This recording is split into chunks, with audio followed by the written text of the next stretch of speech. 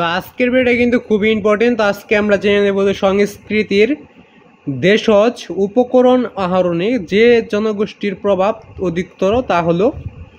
তো এই টিক চিহ্নটা ছিল তোমাদের নবম দশম শ্রেণীর বাংলা সাহিত্যের একটা গল্পের মধ্যে, গল্প বা কবিতা। তো কবিতার নাম ছিল আমাদের সংস্কৃতি। তো এটার মধ্যে এই 2 নম্বর টিক চিহ্নটা ছিল তোমার আছে আর কি এখন বর্তমানে 2025 সালে।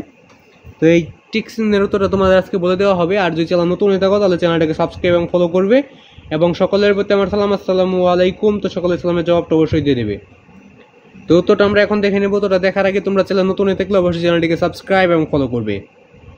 তো প্রশ্নটা আমরা আবার দেখে উত্তরটা দেখে নেব। সংস্কৃতির দেশজ উপকরণ আহরণের যে জনগোষ্ঠীর প্রভাব অধিকতর তা হলো।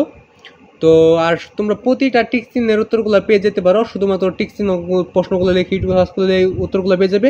এবং সৃজনশীলের ক্ষেত্রে সৃজনশীলের ক নাম্বার লিখে ইউটিউবে সার্চ করলে সৃজনশীলের উত্তরগুলো পেয়ে যাবে। তো এখন আমরা এই 2 নাম্বারটার উত্তরটা দেখে নেব। তো উত্তরটা কিন্তু পাওয়া যায় নাই। তো উত্তরটা পাওয়া গেলে তোমাদের এই ভিডিওর পিন কমেন্টের লিঙ্কটাতে দেওয়া হবে। যেহেতু এখন পর্যন্ত প্রশ্নের দেওয়া হয় নাই, সবগুলো বই দেওয়া হয় নাই, তো তার জন্য উত্তরগুলো দিতে পারিনি। তো আজকে ভিডিও পর্যন্তই।